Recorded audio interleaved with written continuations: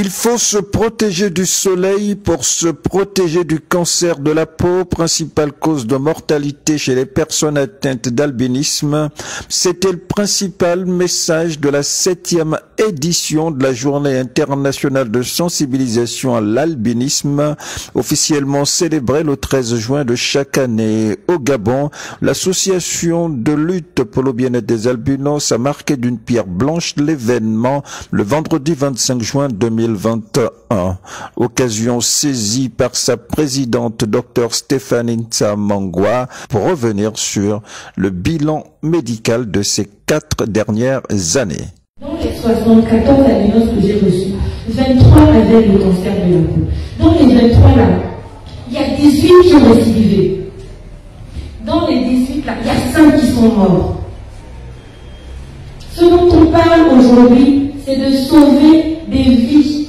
Dans les 18 qui sont morts, effectivement, il y en a 2. Ghislain et Thomas n'ont pas pu avoir d'enfants. Ghislain est mort à 29 ans, Thomas à 31. Mais Alorita avait des enfants. Pascal avait des enfants. Elsa avait des enfants. Tout ça, ce sont des orphelins de l'albinisme. Il faut que ça s'arrête.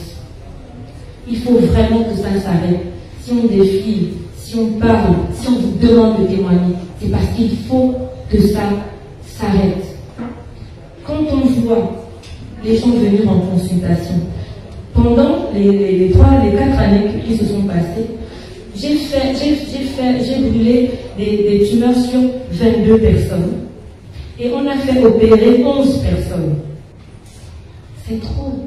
Pour prévenir les maladies de la peau, dont le cancer de la peau, le port du parapluie en temps de soleil dès le jeune âge, le recours aux crèmes solaires et autres avis de médecins après consultation ont été présentés à l'assistance en vue de faire baisser le taux de mortalité. Il faut que ça s'arrête. Stéphanie Nsamangwa sonne le tocsin. Mais tout le monde dit que ce n'est pas grave, que ça ne fait rien, que ça n'existe pas. Et ceux qui voient, et ceux qui subissent ça font comme si ça n'existait pas. C'est criminel. Les gens meurent de silence. Les gens meurent de l'indifférence.